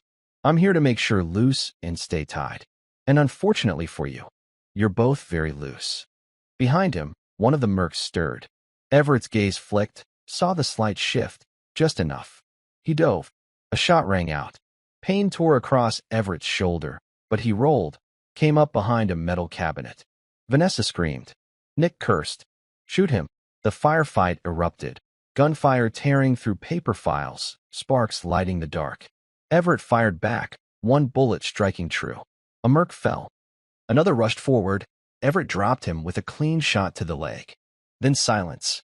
Nick was gone. Vanessa knelt beside Everett, pressing her hands to his bleeding shoulder. "Stay with me," she whispered. He grabbed her wrist. "Did you know he was part of this from the beginning?" She nodded, ashamed. "I tried to leave. He threatened to expose everything. Said he'd go after Jake." Everett's eyes narrowed. "And Morrison?" She's scared. Controlled. Just like I was. They stood slowly. Outside, sirens approached. Rachel had called backup. Vanessa gripped his arm. "We have to find Jake. He's their last piece." Everett looked at her, wounded, breathless, but alive. "We will." But as they stepped into the night, a shadow peeled from the alley across the street, watching, tracking, waiting. The rain poured hard now, beating down on Jake's jacket as he waited at the bus terminal across the city. His go-bag lay at his feet, earbuds in, though no music played. He felt eyes on him. He turned. Trevor stood across the street. Alone. No smile. No backpack. Just watching. Jake stepped forward, confusion clouding his face. "Trevor? What are you doing here?" Trevor didn't answer at first. Then slowly, he crossed the street, stopping just a few feet away. "My dad told me to stay away from you," he said quietly. "Said your family's dangerous." Jake blinked. "Your dad's involved in this, isn't he?" Trevor didn't answer, but his eyes told the story. "You knew," Jake whispered. "All this time. You knew he was part of it." "I didn't want to believe it," Trevor muttered. "But last week I found a burner phone in his truck. And the messages? They weren't just about money. They were about you." Jake felt a chill slide down his spine. "Me?" Trevor nodded. "They're going to use you, Jake. Frame you if they have to. You're the only variable they haven't locked down." Jake swallowed hard. Why are you telling me this? Trevor's voice cracked. Because you're my best friend. And because my dad's not who I thought he was. From across the street, headlights flashed. A black SUV. Jake grabbed Trevor's arm. Run. They darted down an alley as the SUV peeled out, tires screeching on wet pavement. Shots cracked behind them. Jake didn't look back. The betrayal ran deeper than he thought. But so did loyalty. Back in the safe house, Everett stitched his own shoulder while Vanessa sat across from him, trying not to shake. Rachel monitored surveillance feeds. Everyone was running on adrenaline. Then Jake's voice crackled over Everett's burner phone. Dad, I'm okay, but we've got a problem. Everett answered instantly. Where are you? In the East Industrial District. I was heading to the drop point, but Trevor warned me. His dad's working with them. Everett's blood ran cold. What happened? Jake explained quickly about the SUV, the alley escape, Trevor's warning. Jake, Everett said carefully, you need to stay hidden. Don't trust anyone. Not even cops. Jake was breathing hard. I think they're going to pin something on me. Not on my watch, Everett growled. Rachel typed rapidly on her laptop. Tell him to head to Dock 9. I can reroute camera feeds there and stall signals for 20 minutes. Jake, you heard that. Got it. The call cut. Everett stood, ignoring the pain in his shoulder. Vanessa met his eyes. You think they'll hurt him? Everett's voice was stone. Not if I get to them first. Rachel looked up. You have maybe an hour before they try to use the kid as leverage. After that, they make him disappear. Everett nodded once. Then let's end this. Dock 9 was a rusting graveyard of shipping containers and steel shadows. Jake crouched behind a crate, soaked, heartbeat loud in his ears. Trevor knelt beside him, scanning the quiet. Then headlights. A black van rolled in. Jake froze. From the passenger side stepped a man he recognized, Agent Carson, once Everett's colleague.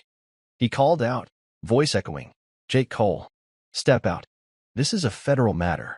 We want to keep you safe. Jake's breath hitched. Trevor whispered, that's the guy who came to our house. Told my dad to stay quiet. Jake shook his head. They're using the badge. The van doors opened, 2 armed men stepped out. Not federal. Jake grabbed Trevor's arm.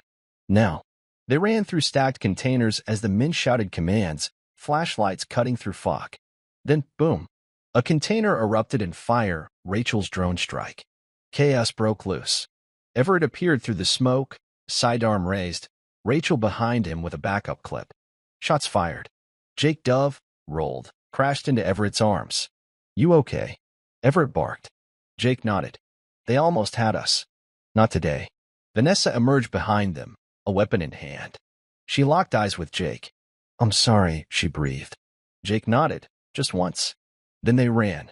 They regrouped in the abandoned train station 2 miles out. Everyone bruised. Blood. Smoke. But alive. Rachel hacked into city surveillance. We got a match from the van plates. Registered to a front company tied to Briggs's campaign donors. Everett stared at the screen. They were trying to silence Jake. Vanessa handed him a flash drive. There's more. Nick kept everything. Blackmail videos. Wire transfers. Even communications with Morrison. Everett plugged it in. File after file filled the screen. Evidence, undeniable, explosive, career-ending. And in the last folder, a video call log. Mayor Briggs, Nick Hartman, and someone else. Agent Marcus O'Neill. Everett's fists clenched. My own partner, he muttered. He was in on it the whole time.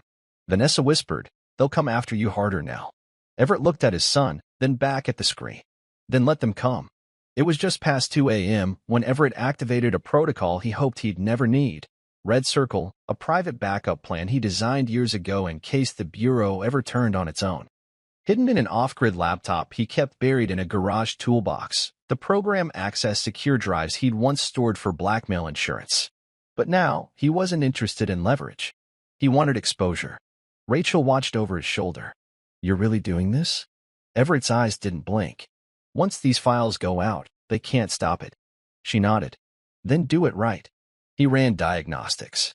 It would take 47 minutes to upload all the data, surveillance footage of Briggs laundering campaign money, Nick's meetings with black market arms dealers, and most damning of all, Agent O'Neill in a dark room handing off bureau files to a foreign asset. Vanessa sat across the room, holding Jake's hand. Her voice cracked. If you do this, we don't get our lives back. Everett didn't turn. We don't deserve our lives back if we don't do this. Silence. Then Jake stood up beside him. Let's burn it all. Everett clicked Start Upload.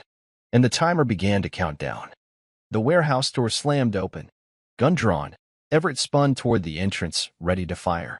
But it was Agent O'Neill. Alone. No backup. Hands up. I'm not here to shoot, he said. I'm here to talk. Rachel raised her Glock. Talk fast. O'Neill stepped inside slowly, eyes on Everett. You were never supposed to be a target. I begged them not to go after Vanessa and your kid. Everett's jaw clenched. You begged them? You worked for them. O'Neill's face twisted with guilt. I was forced into it. They had leverage. A case from 10 years ago I buried for my sister. They found it. They said if I didn't play along, she'd go to prison. Vanessa whispered, so you sold us out. O'Neill looked at Jake. I tried to stop it. Jake's voice cut through like a blade. Then help us stop it now. Everett said nothing. Just slid a burner phone across the table. O'Neill stared down at it. One call. One number. Call Briggs, Everett said. Tell him you've got the flash drive. Set a meet. O'Neill hesitated. Rachel stepped forward. You owe us. Make the call. And with shaking hands, he did. The abandoned parking garage under Midtown's Tower District was the chosen location. Gray. Cold. Echoing with danger. Everett's SUV pulled in first. Jake and Rachel stayed behind the barrier with eyes on the rooftops. Vanessa sat in the back, ready, silent, a loaded Glock on her thigh. O'Neill walked into the center of the garage alone, flash drive in hand. Minutes later, a black Escalade rolled in. Mayor Briggs stepped out, dressed sharp, flanked by 2 armed men. He looked annoyed. You better be worth my time, Briggs said. O'Neill nodded. I have everything. Proof of every wire. Every bribe. Even your deals with foreign entities. Briggs smiled coldly. You're not walking out of here. That's when Everett's voice boomed from the shadows. Neither are you. From behind parked vehicles, Everett emerged, gun drawn. Rachel flanked him on the left. Vanessa on the right. Briggs froze. You think exposing me will change anything? He snarled. I am the system. Everett walked forward. Not anymore. Briggs lunged for his weapon, but Everett fired first. One shot.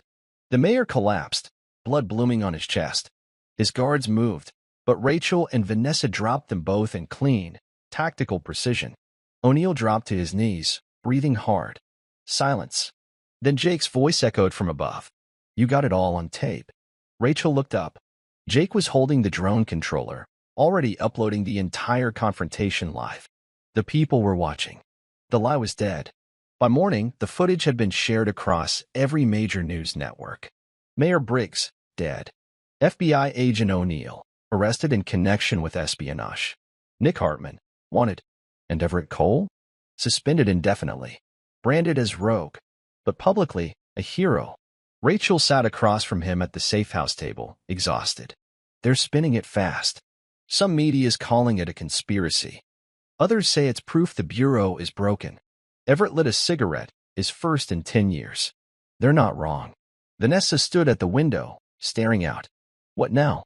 Jake came in with coffee and a laptop. They found Nick's hideout, he said. A private airstrip outside the city. He's running. Everett stubbed out the cigarette. Then we go stop him. Rachel looked up. You're not a Fed anymore. I don't need a badge, Everett said. I've got justice. Night fell fast as Everett, Rachel, Vanessa, and Jake drove toward the private airstrip. Wind lashed the windshield. Thunder growled overhead. The storm matched Everett's mood. At the tarmac, a jet waited. Nick Hartman was already halfway up the ramp, his coat whipping in the wind. Everett didn't wait.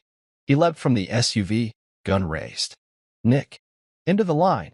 Nick turned, smirking. You're too late, Everett. Vanessa appeared beside Everett, weapon shaking in her hand. I trusted you, she screamed. I gave you everything. Nick raised his hands mockingly. And I took it. Like I always do.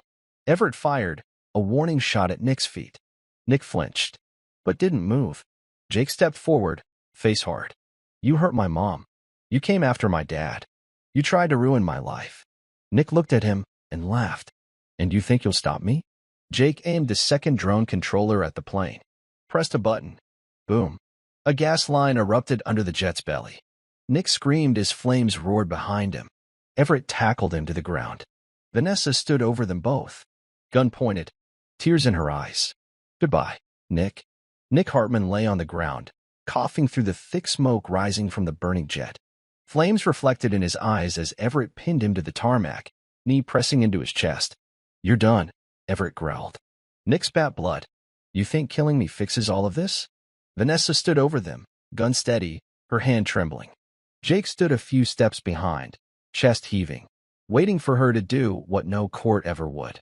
Nick looked up at Vanessa and smirked. "You were always predictable." Vanessa's finger tightened on the trigger, but Everett reached out slowly, placing his hand on hers. "Don't give him the out," Everett said, voice firm but calm. "He doesn't deserve your bullet." Vanessa's breath hitched. She looked down at Nick, hatred in her eyes, but slowly, she lowered the gun. Instead, Everett pulled out cuffs. Nick laughed bitterly. "Going to arrest me, Agent Cole?" Everett snapped the cuffs shut. "No, I'm going to expose you." Nick's smirk faltered. Vanessa stepped closer, kneeling beside him. "You played everyone," she said softly. "But now everyone will watch you crumble." Sirens wailed in the distance. The FBI was coming. And this time, it wasn't to protect the powerful. It was to clean house. The news spread like wildfire. A rogue FBI agent had taken down one of the most well-connected financial puppeteers in the country. With Mayor Briggs dead and Hartman in custody, the media turned their eyes toward the Bureau itself. Rachel's expose ran front page. Behind the badge, the corruption they tried to bury. Public pressure mounted. Morrison was placed under investigation. O'Neill turned state's witness, offering testimony in exchange for immunity. He sang like a choir.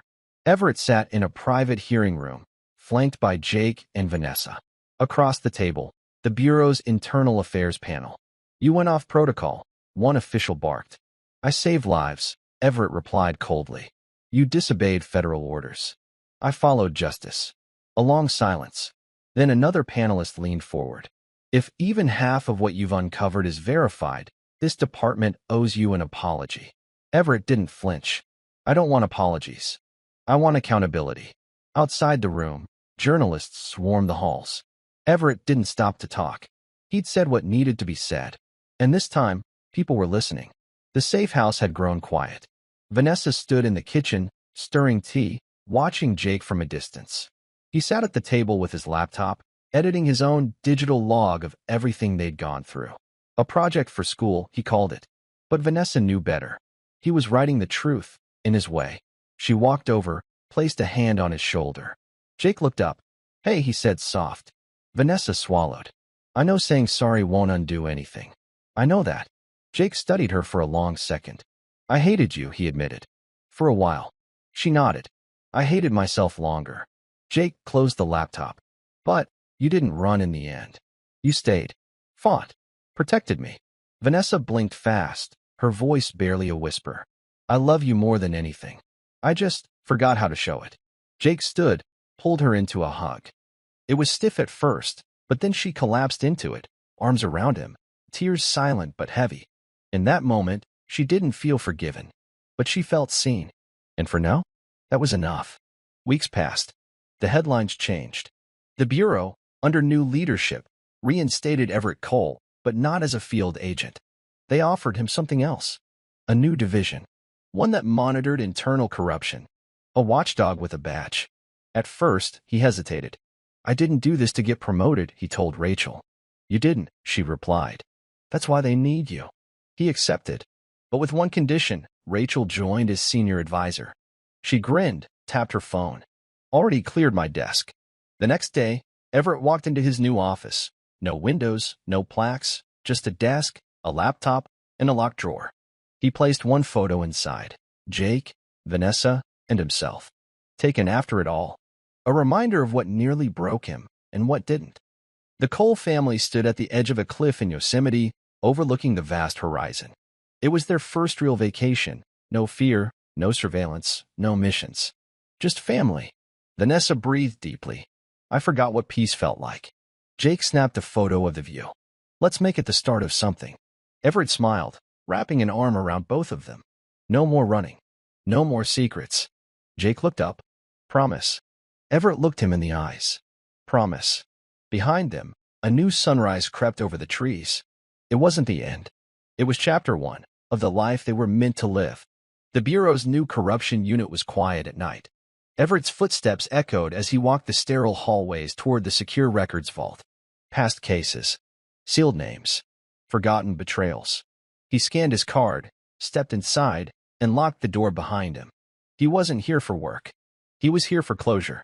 From the top shelf, he pulled a single red-labeled case. V-7839, the original Silvercrest investigation.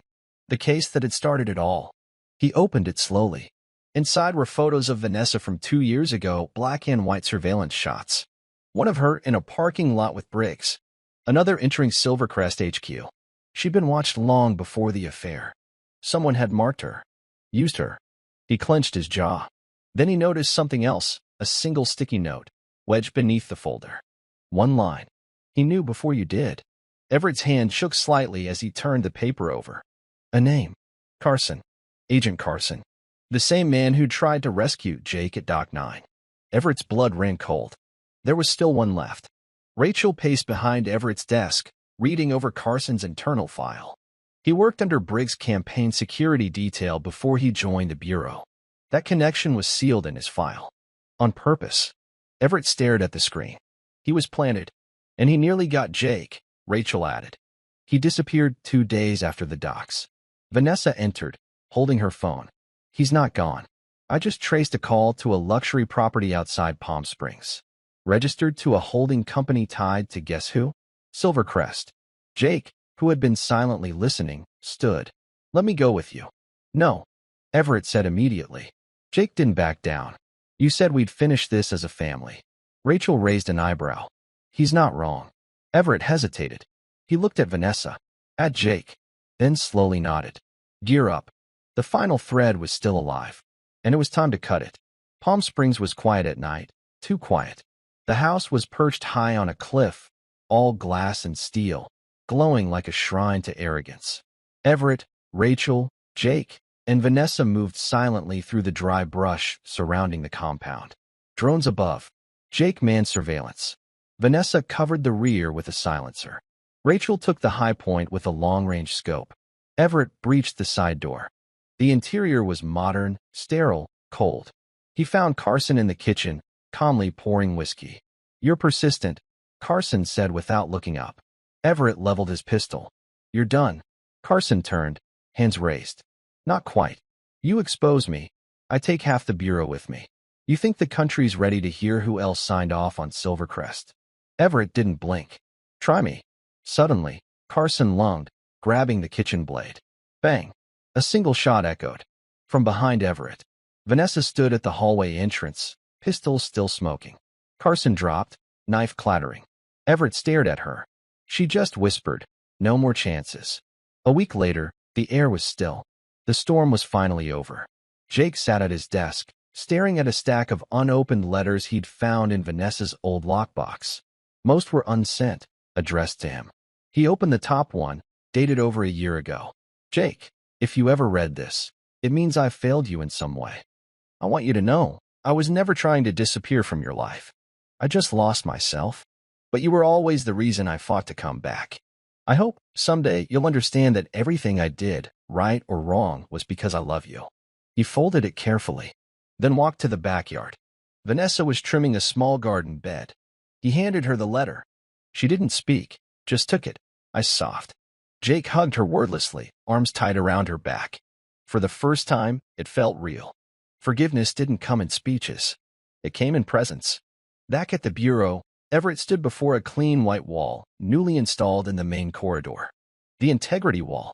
Names etched in stone, those who exposed corruption, who risked everything when the system failed. Vanessa's name was there. Rachel's too. And Jake's, listed as the youngest civilian whistleblower in Bureau history. Everett stood last. He touched the cool stone. A soft voice came behind him. Agent Cole. He turned. A new director. Clean face. Sharp eyes. We'd like you to stay on. Not just as division head, but as someone who teaches the next generation how to keep the system honest. Everett looked at the wall once more. Then back at the director. I'll do it. Not for the bureau, but for the ones who almost didn't make it. The courtroom buzzed with hushed tension. Everett sat with Rachel to his right, Vanessa and Jake just behind him. Across the aisle, a line of disgraced officials stood trial, tied to Silvercrest, Briggs, Nick Hartman, and a decade of hidden corruption. It was more than a trial. It was a reckoning. O'Neill took the stand first, his voice clear, confession honest. His plea deal had ensured his freedom, but at the cost of turning every lie he'd helped protect into courtroom ammunition. Then came the tapes. The jury watched in silent horror as footage showed Briggs' backroom meetings, foreign bribes, and the attempted frame-up of Jake. Everett didn't flinch. He didn't have to. The truth had a gravity of its own now. By the time Vanessa testified, clear, remorseful, but strong, half the courtroom was silent with shame. She spoke not to save herself, but to save others from repeating her fall. I betrayed trust, she said, but I also came back to make it right. And that's what I'll spend the rest of my life doing. The verdicts came swiftly. Guilty. Guilty. Counseling, community service, open apologies. Not everyone forgave her. But she didn't ask them to. She just kept showing up. And Everett? He stood on the back porch one evening, sipping black coffee as the sun dipped below the trees. Vanessa joined him, leaning against the rail. You still don't sleep much, she said softly. Old habit, he replied. A pause. Do you regret saving me? She asked. Everett looked at her. Not the woman who betrayed him, but the woman who survived betrayal. No, he said. You saved yourself. I just stood close enough to see it happen. Tears brimmed in her eyes, but she didn't cry. Because now, they lived. Not as husband and wife, but as parents. As survivors. As two broken people who didn't let the fire consume them. One Sunday morning, Jake pulled Everett into the garage. You kept it all, Jake said, pointing at the evidence wall, maps, photos, strings, printouts. Every piece of it. Everett nodded. This was my war. Jake stepped forward. It's over now. Everett watched as his son gently began removing photos, one by one. He didn't tear them down. He released them. The final photo was Vanessa's, taken the day she disappeared. Jake stared at it, then looked at his father. Burn it? He asked. Everett paused, then shook his head. No, we archive it. We never forget, but we don't live in it. He opened a drawer, placed the photo inside. Then they stood back. The wall was finally empty, and that space felt like breathing for the first time in years. A year later, Everett stood in front of a class at Quantico. New recruits, bright-eyed, idealistic, maybe even naive. But they were listening. He didn't speak from a podium. He sat on the edge of the desk, hands folded. Truth isn't clean, he told them. Justice isn't a straight road. Sometimes the system will try to bury the right thing to protect the wrong people. And if that happens, you don't run. You rise. Applause followed, but Everett didn't hear it.